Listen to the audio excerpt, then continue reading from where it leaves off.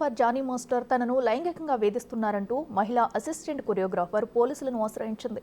Outdoor షూటింగ్లో తనపై అత్యాచారం చేశాడంటూ బాధిత మహిళ రాయదుర్గం పోలీస్ స్టేషన్లో ఫిర్యాదు చేసింది. దీనిపై 0 ఎఫ్ఐఆర్ నమోదు చేసి నార్సింగ్ పోలీస్ స్టేషన్కు బదిలీ చేశారు.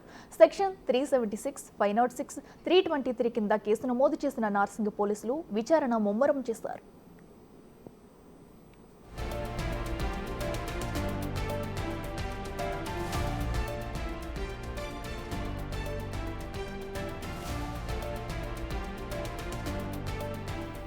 ఈ కేసులో జానీ మాస్టర్ భార్య వ్యవహారం కూడా వెలుగులోకి వచ్చింది. జానీ మాస్టర్, అతను భార్య ఇద్దరూ తన ఇంటికి వచ్చి మతం ప్రస్తావన తీసుకొచ్చారని తెలిపింది. జానీ భార్య తనపై దాడికి పాల్పడినట్లు స్టేట్మెంట్ ఇచ్చింది. వేధింపులు భరించలేక బాధితురాలు సొంతంగా పని చేసుకోవడం మొదలు పెడితే తను పలుకుబడిని వాడి జానీ మాస్టర్ అవకాశాలు రాకుండా చేశారని తెలిపింది.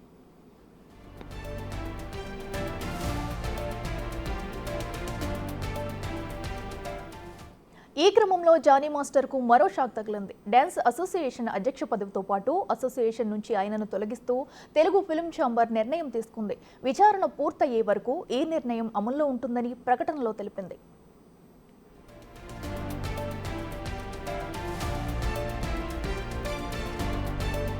అంతకుముందు ఇదే కేసులో జనసేన పార్టీ ఆయనపై సస్పెన్షన్ వేటు వేసింది. 2019లో సైతం జానీ మాస్టర్పై లైంగిక వేధింపుల కేసు నమోదైంది. మేడ్చల్ కోర్టు జానీ మాస్టర్కు 6 నెలలు జైలు శిక్ష సైతం విధించింది. ఈ కేసుతో జానీ మాస్టర్ కెరీర్ క్లోజ్ అయిందని ఊహాగానాలు వ్యక్తమవుతున్నాయి.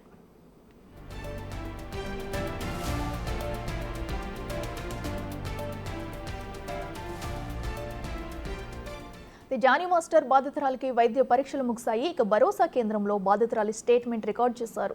తన వద్దనున్న ఆధారాలను పోలీసులకు అందించింది. ప్రాథమిక ఆధారాలతో జానీ మాస్టర్కు పోలీసులు నోటీసులు ఇచ్చే అవకాశం ఉంది.